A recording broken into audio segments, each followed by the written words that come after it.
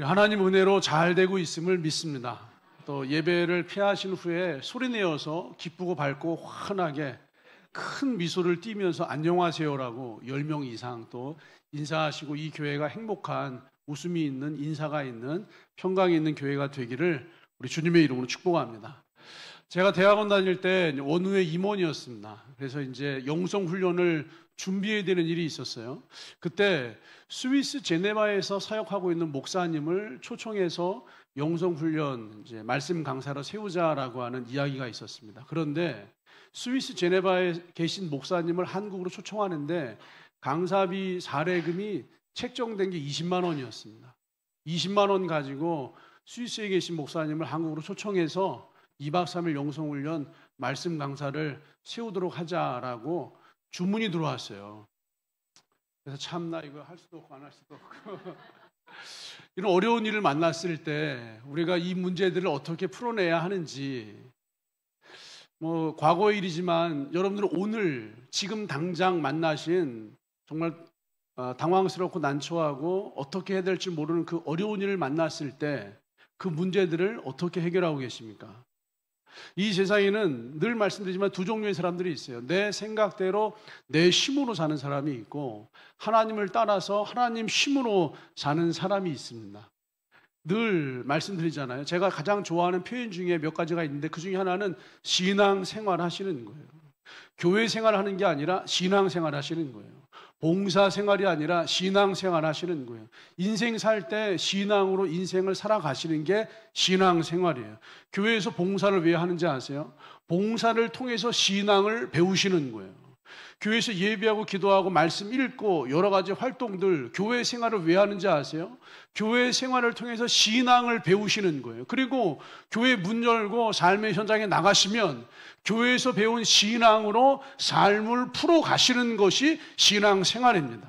지난 일주일 동안 여러분 직장에서 신앙으로 직장 생활하셨습니까? 지난 일주일 동안 가정에서 여러분 삶의 현장에서 신앙으로 가정생활, 삶의 생활을 하셨습니까? 지금 휴가를 맞고 있는데 여러분 휴가 기간에 신앙으로 휴가 생활, 휴가를 잘 보내셨습니까? 이게 신앙으로 가정생활이든 직장생활이든 휴가생활이든 나의 모든 삶의 현장을 채워가는 것을 신앙생활이라고 말씀드리는 거예요. 신앙, 믿을 신의 우러를 앙자입니다. 하나님을 믿고 하나님을 우러러 바라보는 게 신앙이에요. 어떤 문제를 만났을 때 단돈 20만 원을 가지고 스위스 제네바에 있는 목사님을 초청하고자 할 때 하나님을 믿고 하나님을 바라보면서 신앙으로 그 문제를 풀어내시는 거예요. 전혀 예상하지 못한 문제를 만났을 때 어떻게 해야 할지 전혀 알지 못하고 무엇을 해야 할지도 모를 때, 아니 하기는 해야 하는데 할 수 있는 일이 거의 없을 때 아무것도 하지 않고 포기하는 것이 아니라 신앙으로 하나님을 믿고 하나님을 바라봄으로 그 문제들을 부딪히고 믿음의 걸음을 내딛는 거예요. 그런데 믿음으로 걸음을 내딛으면 하나님이 준비하신 것을 목격하게 됩니다. 믿음으로 걸음을 내딛으면 하나님이 이미 일하고 계신 것을, 일해 놓으신 것을 경험하게 됩니다. 그래서 우리는 교회에서 말씀 시간에 하나님이 준비해 놓으신 것을 말씀으로 배우는 거예요. 이 교회에서 하나님이 먼저 일해 놓으신 것을 말씀과 교회 생활로 경험하시는 거예요. 그렇게 배우고 경험하신 것을 삶의 현장에서 또다시 신앙으로 풀어내고자 하는 것이 우리 모든 크리스찬들이 지금 교회를 다니고 있는 신앙생활의 이유입니다. 우리가 삶에서 종종 많은 문제들을 만나고 계시잖아요. 무엇을 해야 할지 모르는 상황을 만납니다. 당장 눈앞에 문제가 펼쳐졌는데 해결할 방법도 계획도 전략도 아무것도 없는 상황을 만나게 돼요. 가능성이 전혀 보이지 않는 상황들이 있습니다. 그래서 마음이 심하게 아프고 멈추고 싶고 포기하고 싶고 뒤로 물러가고 싶고 눈을 돌려서 다른 곳, 다른 장소, 다른 일을 쳐다보고 다른 곳으로 내 마음을 흘려보내고 싶은 그런 수많은 상황들을 만나게 돼요. 그때 내 생각대로 내 힘으로 사는 사람은 그냥 다른 곳으로 가버립니다. 다른 일을 해버립니다. 내 생각대로 내 힘으로 사는 사람들은 정말로 인간적인 방법을 쥐어 짜내서라도 안 되는 걸 뻔히 알면서도 인간적으로 끊임없이 부딪히고 또 넘어지고 부딪히고 낙심하고 또 부딪히고 절망하고 또 부딪히고 역시 하나님을 믿어도 소용없어 라고 하면서 믿음의 자리를 떠나버리기도 이제 해요. 원망도 일어나죠. 왜 나에게 이런 일이 벌어지는지. 정말 하나님이 살아계시고 나와 함께 하시는 것인지 하나님에 대한 의심도 일어납니다. 그런데 여러분, 우리가 인생을 살면서 전혀 예상하지 못한 그 상황들을 만났습니다. 이 말 뜻이 뭔지 아세요? 전혀 예상하지 못한 상황을 만났습니다. 이 말 뜻은 하나님이 우리를 위해서 우리가 예상하지 못한 일들을 준비해 놓으셨습니다라고 하는 뜻이에요. 우리가 예상하지도 못한 일들을 주님께서 이미 진행하고 있습니다라고 하는 뜻이에요. 믿음으로 한 걸음 내딛기만 하면 우리가 예상하지도 못한 하나님의 준비됨을 만날 수가 있습니다. 믿음으로 한 걸음 내딛기만 하면 우리가 예상하지도 못하는 하나님의 일해 놓으심을 만날 수가 있습니다. 우리의 인생 속에서 전혀 예상하지 못한 어려움을 만났습니다. 이 문장의 뜻이 우리가 예상할 수 없는 하나님의 준비됨이 있습니다. 우리가 예상할 수 없는 하나님의 일하심이 있습니다라고 하는 뜻이에요. 그래서 우리는 신앙으로 우리에게 주어진 문제 속으로 들어가는 줄 믿습니다. 사도행전 8장 빌립이라고 하는 사람이 바로 인생에서 예상하지 못한 일을 만났습니다. 인생에서 예상하지 못한 명령을 받았습니다. 이 빌립은 예수님의 12제자 중에 한 사람 빌립이 아니라 7집사 중에 한 사람 빌립이에요.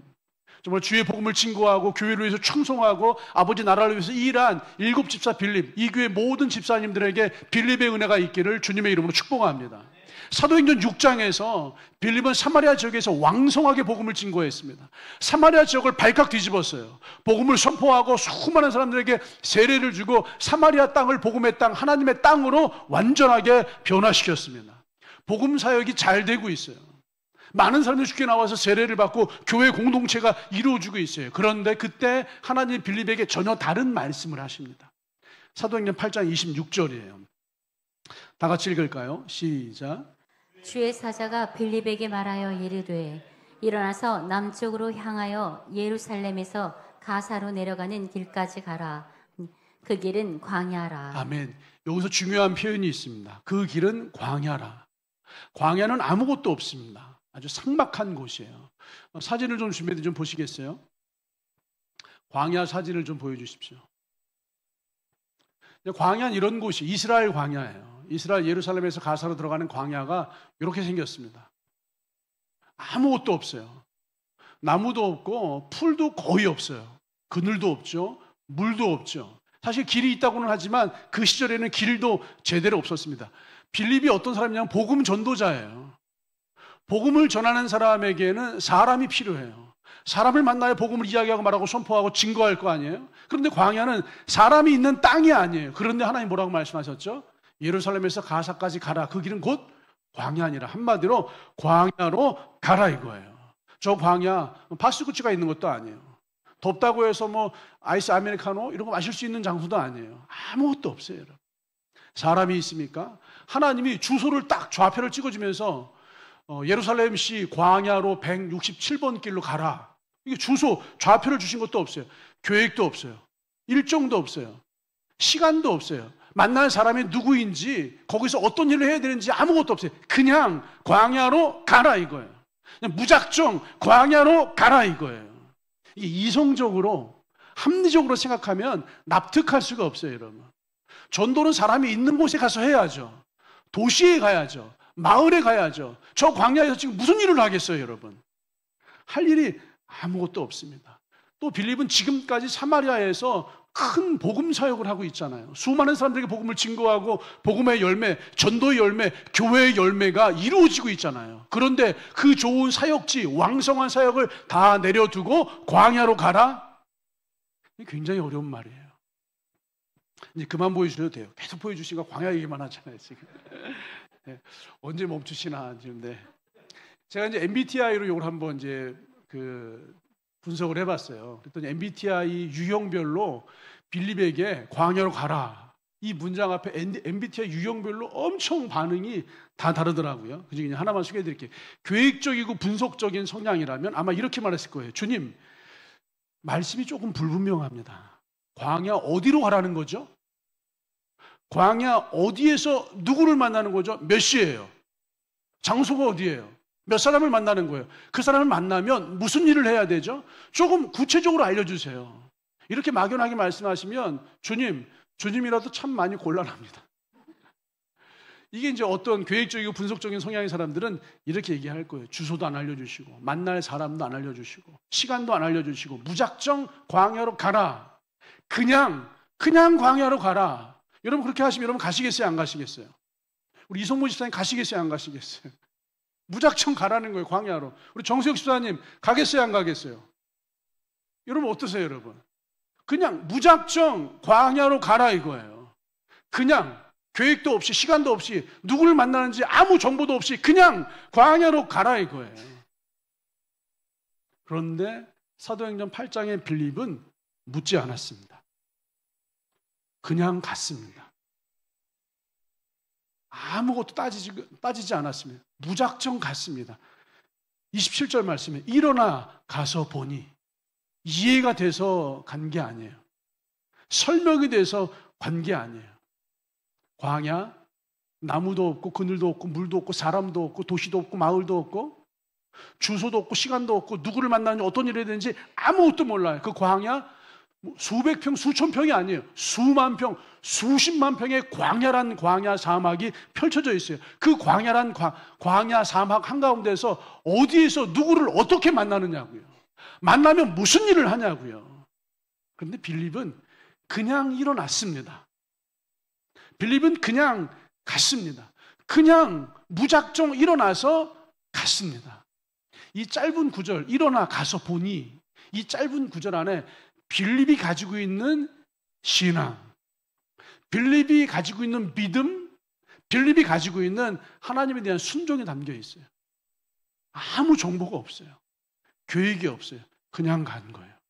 무작정 간 거예요. 일어나 가서 보니. 계획적인 성향의 사람들에게 참 어려운 도전일 수 있어요.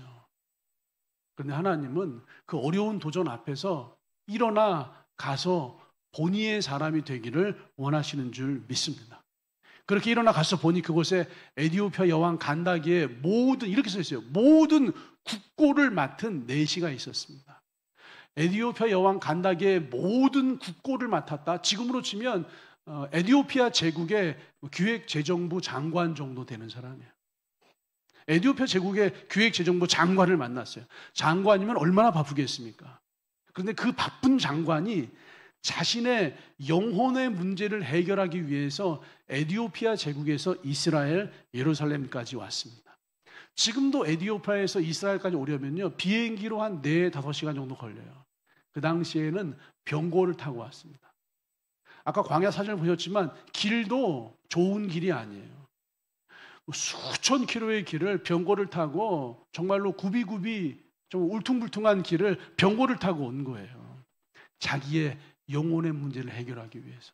그렇게 예루살렘으로 왔습니다. 많은 영적인 리더십, 종교 지도자, 바리새인, 서기관, 제사장, 대제사장, 장로들, 종교 리더십들을 많이 만났어요. 그렇게 해서 이 에디오피아 제국의 이 장관이 자기 영혼의 문제를 해결했나요? 해결을 못했어요. 여전히 텅 비어 있습니다. 여전히 갈증이 있습니다. 그래서 병거 위에서 뭐라도 좀 붙잡고 싶은 마음에 성경을 펼쳐서 성경을 지금 찾고 있었어요. 읽고 있었어요. 이사야서를 읽고 있었습니다. 27장 27절, 28절 볼까요? 27, 28 같이 읽겠습니다. 시작. 에디오피아 사람 곧 에디오피아 여왕 간다게의 모든 국고를 맡은 관리인 내시가 예배하러 예루살렘에 왔다가 돌아가는데 수레를 타고 선지자 이사야의 글을 읽더라. 아멘. 이 장관이 예배하러 예루살렘에 왔다가 돌아가는데 자기 영혼의 문제를 해결하기 위해서 예루살렘에 왔다가 그 영혼의 문제를 해결하지 못하고 돌아가는 길에 빌립을 만났습니다. 생각해 보세요. 여기서 만약 예루살렘에 올라가는 길에 빌립을 만났다면 어떻게 됐을까요, 여러분? 안녕하세요. 지금 읽고 있는 거 이사야서 같은데 이사야서의 말씀을 읽으면서 그것을 좀 깨닫습니까? 예루살렘에 올라가는 길에 빌립을 만나서 빌립이 그런 얘기를 했다면 아마 이 에디오피아 장관은요, 빌립의 말을 무시했을 거예요. 딱 봐도 시골 촌뜨기 남루한 옷차림의 그 빌립이 자기는 지금이야 가난한 나라지만 그 시절 에디오피아 제국의 기획재정부 장관이 큰 호위 군사를 거느리고 병거를 타고 지금 예루살렘에 올라가고 있는데 그 촌뜨기의 말을 들었겠어요? 그냥 무시하고 업신여겼을 거예요. 앞으로 만나게 될 수많은 서기관 바리새인 장로들에게 기대를 걸었을 거예요. 종교 리더십에게 기대를 걸었을 거예요. 그런데 광야에서 만난 사람, 출신도 모르는 사람, 외모도 평범하고 남루하고 시골 촌뜨기 같은 빌립의 말을 들었겠냐 이거예요. 진리를 찾아서 예루살렘 가고 있는데, 예루살렘에는 제사장들, 대제사장이 있는데 설레는 마음, 기대하는 마음으로요 급하게 예루살렘으로 그냥 올라갔을 거예요. 그런데 예루살렘에 갔다가 아무런 진리를 찾지 못하고 되돌아가는 길에 빌립을 만났습니다. 때마침 선지자 이사야의 글을 읽고 있었어요. 이사야서는 전체가 66장입니다. 66장 중에서 가장 예수님에 대한 예언이 정확하게 기록된 성경이 53장이에요. 그런데 이 에디오피아 장관 이사야 53장을 읽고 있었습니다. 지금이야 종이가 얇아서 이사야서 66장이 이렇게 얇지만 그 시절에는요 양피지 또는 파피루스 두루마리에다가 성경을 기록했어요. 두루마리 66장이면요 양이 어마어마했을 거예요. 그 어마어마한 양 중에서 53장을 딱 꺼내서 읽고 있었어요. 빌립이 말하죠. 빌립에게 말합니다. 이 수레로 가까이 나오라. 우리 29절 30절 읽어보겠습니다. 같이 읽습니다. 시작. 이 수레로 가까이 나아가라 하시거늘. 30절.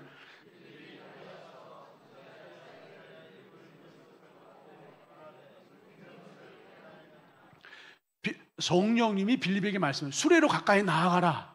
빌립이 수레로 가까이 나아갔더니 저 에디오피아 장관이 성경책을 읽고 있는 소리가 들리는데 딱 들어보니까 이사야서를 읽고 있어요. 그래서 이렇게 말합니다. 지금 당신이 읽고 있는 것을 깨닫습니까? 이게 어떤 느낌이냐면요. 이런 느낌이에요. 여러분들 지금 혼자 성경을 조용히 읽고 있는데 옆에 누가 전혀 모르는 사람이 지나가면서 그거 읽는 거 깨달아요? 그럼 여러분 기분 좋겠어요? 안 좋겠어요? 그 성경 깨달아요? 그 뜻이 뭔지 알아요? 이렇게 얘기하면 여러분 기분 좋겠어요? 나쁘겠어요? 별로 기분이 안 좋아요. 아니 그 성경을 읽는다고 깨달아요? 그랬더니 에디오피아 장관이 이렇게 말하죠. 31절 대답하되 지도해 주는 사람이 없으니 어찌 깨달을 수 있겠습니까? 지도해 주는 사람이 없기 때문에 깨닫지 못합니다. 지금 이 장관이 예루살렘에 가서 누구 만나고 왔죠?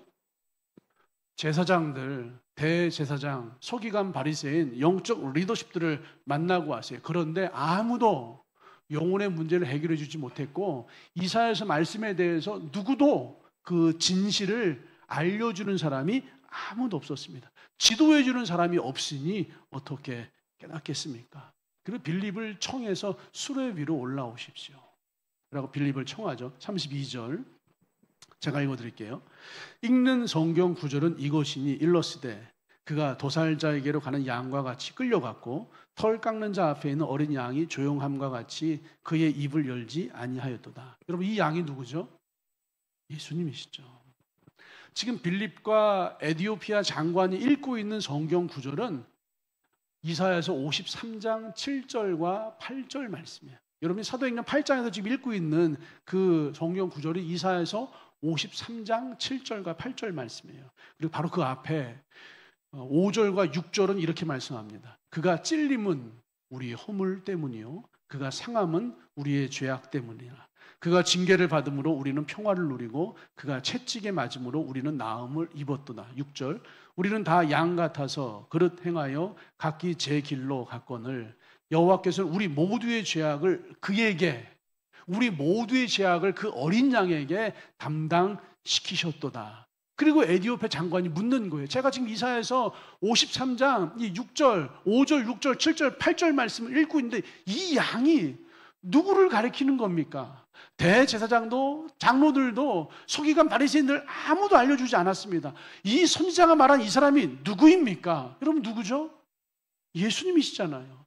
이 질문에 대한 답변은 빌립만 하는 게 아니라 우리들도 다 할 수 있어요. 만약 지금 우리가 에디오피아 장관을 만난다면 그분이 바로 예수님이 우리의 모든 죄악을 담당하셨습니다. 예수님이 단번에 영원히 온전히 우리의 죄악을 담당하시고 깨끗하게 씻어주셨습니다. 그 예수님을 믿음으로 말미암아 우리가 하나님 나라의 자녀가 되는 권세, 구원의 은혜를 얻게 되었습니다. 우리가 정확하게 아마 이야기해 주실 거예요. 이렇게 빌립과 에디오피아 장관의 만남이 사도행전 8장에 잘 기록되어져 있습니다. 이 모든 과정을 다 이끌어 주신 분이 하나님이세요. 이 사도행전 8장을 가만히 읽잖아요. 그러면 우리는 이 성경 안에서 보통은 그냥 막 읽잖아요. 하나님이 빌립에게 해주신 일이 적어도 5가지가 있어요. 하나님이 빌립에게 일해 주셨어요. 하나님이 일하셨습니다. 하나님이 하셨습니다에 대한 기록이 5가지 이상이 있는데 5가지만 말씀드릴게요. 첫 번째는요, 광야에서 에디오피아 장관을 만나게 하셨습니다. 하나님께서 빌립에게 광야로 가라. 빌립의 입장에서 광야는 삭막한 곳, 척박한 곳, 물도 사람도 아무것도 없는 곳이에요. 왜요? 왜 광야에 가죠? 누구를 만나요? 무슨 일을 하죠? 하나님이 광야로 가라. 시간도 장소도 계획도 일정도 아무것도 없이 그냥 광야로 가라. 그냥 가라고 하는 그 말씀에 빌립이 무작정 광야로 갔습니다. 그냥 광야로 갔습니다. 믿음으로 걸음을 내디디면서 순종했습니다. 그리고 그 넓은 광야에서 정확하게 에디오피아 장관을 만났어요. 누가 만나게 하신 거죠?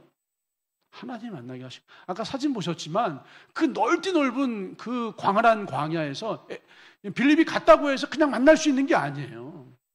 그 엄청나게 광활한 땅에서 어디에서 누구를 만나야 되는지 길이 엇갈리거나 만날 수 있는 가능성이 거의 희박해요. 그런데 에디오피아 장관을 만났어요. 하나님이 만나게 하신 거예요, 여러분. 두 번째는요, 예루살렘에서 돌아가는 길에 만나게 하셨습니다. 예루살렘에 올라가는 길에 만났더라면 빌립을 무시했을 거예요. 올라가는 길에 만났더라면 여전히 종교 리더십에 대한 기대감이 있었기 때문에, 자신의 바람이 있었기 때문에 빌립을 쳐다보지도 않았을 거예요. 그런데 올라갔다가 실망할 대로 실망하고 영적인 갈증을 채우지 못하고 되돌아가는 길에 그 장관의 모든 기대가 끝났을 때, 그 장관의 마음이 텅 비고 실망으로 가득 차서 도대체 이 영적인 갈증을 어떻게 해결할 수 있을까, 인생의 큰 퀘스천, 물음표를 찍고 있을 때, 그때 빌립을 만나게 하셨어요. 누가 이렇게 하신 거죠? 하나님이 하신 거예요. 여러분, 이사야서가 66장이에요. 아마 예루살렘에 올라가서 세 번째 하나님이 하신 일이 뭐냐면 이사야 53장을 읽고 있게 하신 거예요. 우리는 그냥 성경 읽으면서 이사야 53장 읽었구나라고 생각할 수 있지만 하나님이 정확하게 이사야 53장을 읽고 있게 하신 거예요. 예루살렘에 올라갔어요. 제사장들이 무슨 얘기를 했을까요? 당신이 성경을 읽으신다면 모세오경을 읽으십시오. 유대인들이 가장 중요하게 생각하는 성경은 모세오경이에요. 창세기, 출애굽기, 레위기, 민수기, 신명기. 당신이 이 5권의 책을 열심히 읽으신다면 진리를 찾을 수 있을 것입니다. 아마 바리새인, 서기관, 제사장들, 수많은 영적 리더십들이 모세오경에 대해서 소개했을 거예요. 그런데 이 에디오피아 장관은 그 많은 성경 중에서 이사야서를 콕 집어서 읽었습니다. 그리고 하필 이사야서 66장 중에서도 53장을 딱 꺼내서 53장을 읽고 있었어요. 이사야 53장을 읽고 있게 하신 분이 누구시죠? 하나님이 하신 거예요. 하나님이 읽게 하신 거예요. 빌립이 읽게 한 게 아니라 하나님이 읽게 하신 거예요. 정확한 시간에 정확한 53장을 읽고 있게 하시고 빌립의 귀에 그것이 들리게 하신 거예요. 네 번째요, 지도해 주는 사람이 없게 하셨습니다. 우리는 그냥 성경 읽으면서 지도해 주는 사람이 없으니 내가 어찌 깨달으리요 이렇게 읽으시겠지만, 지도해 주는 사람이 없게 하신 분이 하나님이세요. 이 사람이 지금 누구예요? 에디오피아 기획재정부 장관이에요. 영적인 갈증을 해결하기 위해서 에디오피아 제국에서 이스라엘 예루살렘까지 왔습니다. 올 때 그냥 왔겠어요? 호위병, 병거를 타고 왔어요. 수많은 호위 군사와 시중된 사람들, 그 중에는 아마 종교 선생들도 여럿 데리고 왔을 거예요. 예루살렘에서 대제사장들 만나서 종교적인 이야기, 그 종교 선생들과 함께 많이 나눴을 거예요. 내 옆에 종교 선생들이 있을 것이 분명한데도 불구하고 지도해 주는 사람이 없으니 이걸 어떻게 깨닫겠습니까? 아무도 이사야 53장의 말씀을 지도해 줄 수 있는 사람이 없었어요. 지도해 줄 수 없게 만든 게 하나님이 하신 일이에요. 5번째, 이것도 사실 예사롭지 않아요. 우리가 성경을 읽을 때 가만히 읽으면 아무렇지도 않은데 잘 생각해 보세요. 출신이 어딘지도 모르는 광야에서 만난 옷도 남루한 시골 촌뜨기가 병고로 다가와요. 여러분, 그때 먼저 질문한 사람이 누군지 아세요? 에디오피아 장관이에요. 먼저 질문하게 하셨어요. 내가 지금 이사야서를 읽고 있는데 여기서 이 양은 누구를 가리키는 것입니까? 이사야 선지자가 말한 이 사람은 도대체 누구를 가리키는 것입니까? 장관이 먼저 스스로 질문하게 했습니다. 질문할 때 복음을 들을 수 있어요. 질문할 때 빌립이 아버지 나라의 복음을 이야기하고 말하고 선포할 수 있어요. 질문하게 하신 분이 누구시죠? 하나님이 하신 거예요. 하나님께서 빌립에게 하신 일 5가지를 정리해드리면요, 광야에서 장관을 만나게 하셨습니다. 예루살렘에서 돌아가는 길에 만나게 하셨습니다. 성경 모세 오경이 아니라 이사야서 53장을 읽고 있게 하셨습니다. 그 많은 사람 중에 지도하는 사람이 없게 하셨습니다. 그리고 장관이 먼저 스스로 질문하게 하셨어요. 이 5가지 일 중에서 빌립이 한 게 뭐가 있죠? 빌립이 한 게 아무것도 없어요. 하나 있습니다. 하나 딱. 광야로 가라. 계획도 없이, 일정도 없이, 사람도 없이, 시간도 없이, 장소도 없이, 아무것도 없이 광야로 가라 라고 말씀하셨을 때 그냥 광야로 발을 내디딘 거예요. 광야로 가라라고 말씀하실 때 그냥 무작정 그냥 아무것도 없이 발을 내디딘 거예요, 여러분. 그 한 걸음 내디뎠을 뿐인데 일어나 가서 보니 그 한 걸음이 하나님이 준비해 놓으신 준비됨을 목격하게 하셨고 그 한 걸음이 하나님의 일해 놓으심을 경험하게 만드는 거예요. 여러분, 일어나 가서 보니 이 한 걸음은 누가 해야 돼요? 빌립이 하는 거예요. 일어나 가서 보니 이 한 걸음을 내딛는 건 누가 해야 돼요? 여러분이 하셔야 돼요. 여러분이요. 못 가요. 안 돼요. 힘들어요. 어려워요. 할 수 없어요. 불가능해요. 장소가 어디예요? 시간은요? 계획은요? 일정은요? 누구를 만나야 되죠? 만나면 무슨 일을 해야 되죠? 아무것도 없이 그냥 갔어요, 여러분. 무작정 갔어요. 믿음이라고 하는 건요, 하나님의 나라, 하나님의 세계는 놀랍게 웬만하면 알려주지 않았어요. 옛날에 드라마에 있어요. 웬만하면 그들을 막을 수 없다.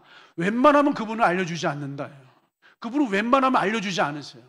생각해 보세요. 제가 늘 이런 예화를 드리는데 어디에 가서 몇 시에 어떤 장소에서 누구를 만나야 하는지, 그 사람을 만나서 어떤 일을 해야 되는지를 정확하게 말씀해주고 그 계획과 일정대로 착착착착 진행된다면 그분을 어떻게 하나님이라고 하겠어요? 사람도 그 정도는 하죠. 저도 안용호 전사님에게, 전도사님, 경기도 김포 하성에 가서 오늘 저녁 6시 30분까지 하성에 있는 베델교회에 가서 거기 담임 목사님하고 차담을 나누면서 이번 주에 있는 청소년 수련에 대해서 일정과 계획서와 강사와 프로그램에 대해서 자세하게 조사해 오세요. 이 정도는 저도 얘기한다고요.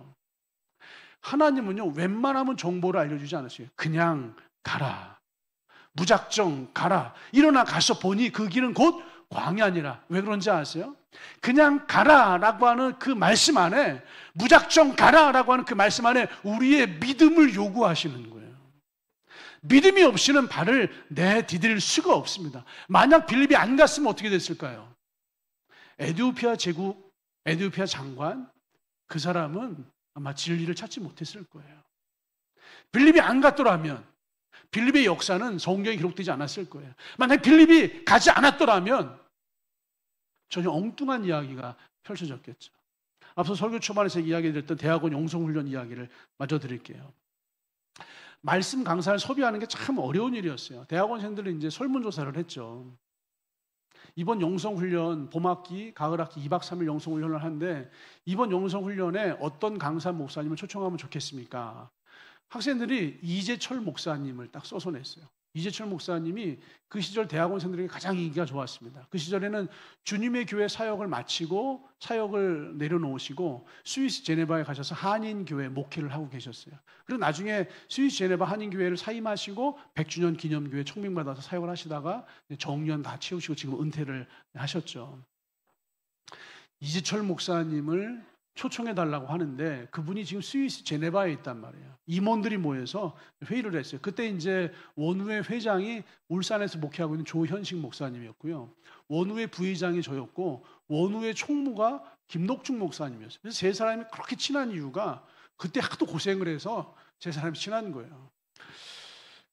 이재철 목사님을 스위스 제네바에서 어떻게 초청해 올까? 임원들이 머리를 맞대고 기도하고 고민하고 이야기를 나눴습니다. 다 반대했어요.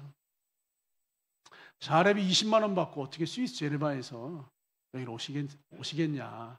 그냥 적당히 다른 목사님 초청하자. 괜히 그분 초청하려고 시간만 낭비하다가 영성훈련 강사도 없이 영성훈련을 진행하면 큰 낭패니까 우리 적당히 국내에 있는 다른 분 초청하자. 라고 이제 대부분 다 이렇게 얘기를 했어요. 결론은 그분을 초청했습니다. 그분을 초청해서 영성훈련을 잘 했어요. 그때 정말로 많이 배웠어요. 대학원 3년 동안 배운 것도 많이 있지만 영성훈련 때 받은 도전과 배움의 은혜가 훨씬 더 컸던 것 같아요. 이재철 목사님이 교회의 주인은 하나님이십니다. 라고 한 주제로 설교하셨어요. 그때 제 마음 안에 새겨진 명제와 문장이 이 교회의 주인은 하나님이세요. 이 목사가 교회의 주인이 아니에요. 저는 따라가는 동사예요. 성도 여러분이 교회의 주인이 아니에요. 우리는 따라가는 동사예요. 하나님이 주어이시고 우리는 동사입니다. 거기서부터 이게 확장되어서 어느 날 조문도 집사님이 저도 몰랐는데 하나님은 주어 우리는 동사라고 하는 카피를 딱 만들어 놓으신 거예요. 저는 교회의 주인 하나님이십니다. 이 정도였는데 이게 하나님이 이렇게 발전시켜 주셔서 이 교회를 디자인하신 거죠. 그때 선교에 대해서도 말씀해 주셨어요. 선교, 사실 선교에 대한 이야기를 별로 많이 말씀하지 않았는데 사도행전 1장 말씀을 이제 설교하시면서 땅 끝까지 이르러 내 증인이 되리라 이 말씀을 가지고 설교하시면서 여러분 땅 끝이 어딘 줄 아세요? 땅 끝 저 멀리 아프리카나 남미의 오지를 말하는 것이 아니라 지금 내가 서 있는 자리에서 복음을 증거하면서 지구를 한 바퀴 돈다면 지구를 한 바퀴 돌아서 다시 도착하게 되는 그 땅 끝은 결국 지금 내가 서 있는 지금 자리가 됩니다. 이 말씀을 들으면서 깜짝 놀랐어요. 땅 끝은 남미 아프리카 오지가 아니었어요. 지금 내가 머물러 있는 내 삶의 현장이 땅끝 선교지라고 하는 사실을 그때 발견했어요. 그래서 우리 라이프스타일 미셔너리 일상생활 선교사라고 하는 이 교회의 가치가 그 시절에 시작되었고 만들어집니다. 우리 하늘바람교회는 그때 가장 치열하게 이제 토론했던 대학원생들이 저녁 영성훈련 집회를 마치고 밤 12시, 1시, 2시까지 토론했던 주제가 뭐였냐면 이거였어요. 그때 이재철 목사님이 가족에 대해서 설교를 했어요. 뭐냐면 교회에 있는 사람들을 교인, 성도라고 부르는데 교인도 아니요. 성도이지만 성도도 아니고 우리는 가족이어야 합니다라고 설교하셨어요. 가족.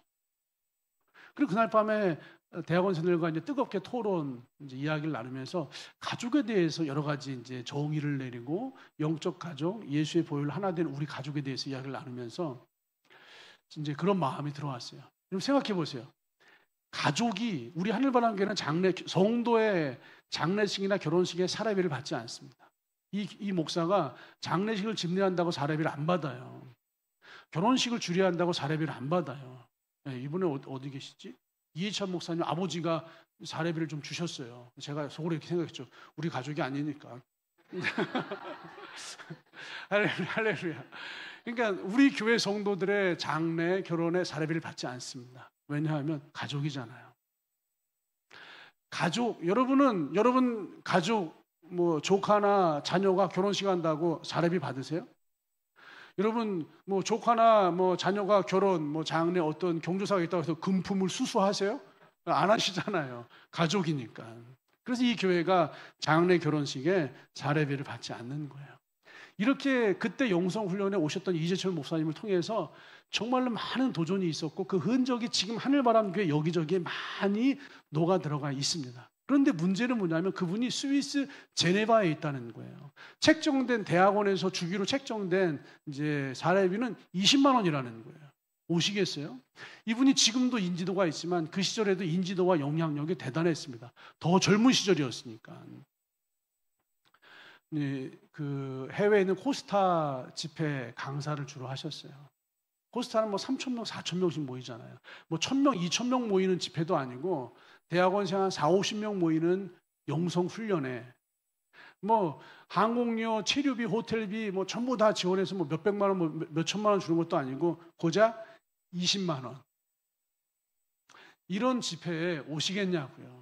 도대체 어떻게 연락을 해야 되는지, 소배를 하려면 만나야 되는데, 그래서 임원들이 다 반대했어요. 그러던 중에 이렇게 얘기했죠.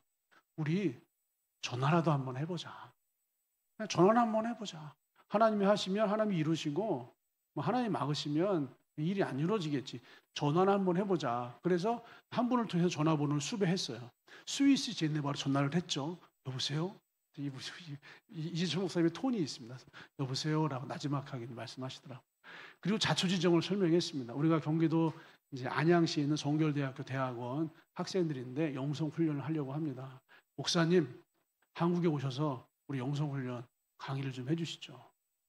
그들이 그런 것 같아요. 날짜가 언제죠? 라고 물어보시더라고요. 날짜를 말씀드렸어요. 그랬더니 제가 스위스 제네바에서 한인 목회하느라고 한국에 들어갈 일정이 전혀 없는데 요 근래 갑자기 일이 생겨서 제가 한국에 들어갈 일정이 생겼습니다. 근데 그 일정과 영성훈련 날짜가 겹치네요. 그리고 한국에 들어갔을 때 제가 워낙에 스케줄이 많아서 빽빽하게 요일별로 스케줄이 정해져 있는데 영성훈련 기간 중에 스케줄이 텅 비어 있네요. 제가 가서 말씀을 전해드리겠습니다. 그리고 솔직히 말씀드렸어요. 목사님, 사실 저희가 강사비가 20만 원밖에 되지 않습니다. 그랬더니 목사님이 물어보시더라고요. 학생이 몇 명 정도 되죠? 라고 물어보시더라고요. 한 4, 50명 됩니다. 라고 말씀드렸더니 그러면 제가 가는 길에 제가 저술한 책을 좀 종류별로 4, 50권 가져갈 테니까 대학원생들에게 제가 책을 선물로 드리겠습니다. 그리고 제가 사례비 대신 장학금을 준비해 갈 테니까 대학원생들 중에서 장학금을 받아야 될 학생들 몇 명만 선발해 주시면 장학금을 이제 지원해 드리겠습니다. 그분은 그날 사례비를 받지 않으셨어요. 책을 선물해 주시고 오히려 장학금을 우리들에게 주고 가셨어요. 스위스에서 비행기 타고 오셔서 책 선물하시고 장학금을 주시고 완전 할렐루야. 여러분, 이 일 가운데 대학원 임원들이 한 일이 뭐가 있죠? 아무것도 없어요. 그냥 일어나 가서 보니 믿음으로 발걸음을 내디뎠을 뿐이에요. 계획도 일정도 전략도 준비된 것도 가능성도 아무것도 없어요. 그냥 무작정 가서 보니 그냥 일어나 가서 보니 전화 한 통 하실 뿐인데 하나님이 그분의 한국 일정을 미리 준비해 놓으셨어요. 하나님이 그분의 한국 일정 중에서 2박 3일 그 시간을 딱 빼놓으셨어요. 하나님이 사례비가 아니라 장학금을 준비하게 하셨어요. 하나님이 전부 다 하신 거예요. 임원들이 한 게 아무것도 없습니다. 여러분, 빌립이 한 게 아무것도 없습니다. 하나님 편에서 다 준비해 놓으셨고 하나님 편에서 다 일을 진행해 놓으셨어요. 단지 빌립이 한 게 있다면 믿음으로 한 걸음을 내디뎠을 뿐이에요. 여러분, 이렇게 하나님의 무대는 이미 준비가 다 되어 있습니다. 이제 여러분이 믿음과 순종으로 발을 내딛고 등장하시기만 하면 돼요. 정말로 많은 사람들이 일어나 가서 보니 이 한 걸음을 내딛지를 않습니다. 하나님 무대를 다 준비해 놓으셨는데 무대 위에 올라가면 준비해 놓으신 걸 목격할 수 있고 무대 위에 올라가면 주님이 연출하시는 것을 경험할 수 있는데 일어나 가서 보니 믿음으로 그 한 걸음을 내딛고 무대 위에 올라서지를 못해서 목격하지도 못하고 주님이 준비해 놓으신 것을 경험하지도 못하는 거예요. 지금 여러분이 만나고 있는 절망이 있을 수 있어요. 지금 여러분이 만나고 있는 정말 이해할 수 없는 상황이 있을 수 있어요. 어디로 가야 할지도 모르겠고 뭘 해야 될지도 모르겠고 사실 할 수 있는 것도 별로 없어요. 이해가 되지를 않아요. 여러분, 이해가 되지 않아도 괜찮습니다. 하나님이 일하고 계십니다. 여러분, 하나님이 이미 준비해 놓으셨어요. 지금 우리에게 필요한 것은 이해하는 게 아니라 믿음으로 발을 내딛고 순종하시는 거예요. 지금 이 상황을 내가 납득하는 것이 필요한 것이 아니라 내가 무엇을 해야 될지 모르겠습니다. 내가 무엇을 해야 될지 아는 것이 아니라 그냥 믿음으로 발을 내딛는 그 순종, 내가 뭘 해야 될지는 하나님이 아십니다. 일어나 가서 보니 빌립이 광야에 나갔더니 무엇을 해야 될지를 하나님이 준비해 놓으셨고 어떤 일이 벌어지는지를 하나님께서 다 진행해 놓으셨어요. 그렇게 하나님이 빌립을 위해서 준비해 놓으신 것처럼 오늘 우리를 위해서 하나님이 이미 모든 무대를 준비해 놓으셨습니다. 그날 빌립을 위해서 하나님이 일하신 것처럼 오늘 우리를 위해서 모든 일들을 이루어 놓으셨습니다. 준비가 다 끝났어요. 이제 여러분 차례예요. 믿음과 순종으로 그 무대 위로 발을 내딛고 올라가시기를 우리 주님의 이름으로 축복합니다. 오늘이 8월 첫째 주예요. 제가 이제 오늘부터는 간간히 사이사이 복음 전도에 대해서 설교를 할 거예요. 10월 셋째 주가 우리가 매년 좋아요 축제를 합니다.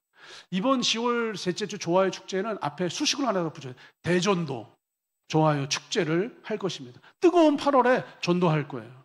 9월, 10월에도 전도할 거예요. 그리고 10월 달 셋째 주에는 우리가 이제 작은 공연과 함께 대전도 좋아요 축제를 진행할 거예요. 지인들에게 전도하고 거리에 나가서 피켓 들고 전도하고 가판대도 다 준비했어요. 가판대 세워놓고 이제 전도하고 남전도에 여전도에 우리 청소년부, 청년부, 어린이 전부 다 나가서 이제 복음을 증거할 거예요. 누군가는 아마 이렇게 얘기할 거예요.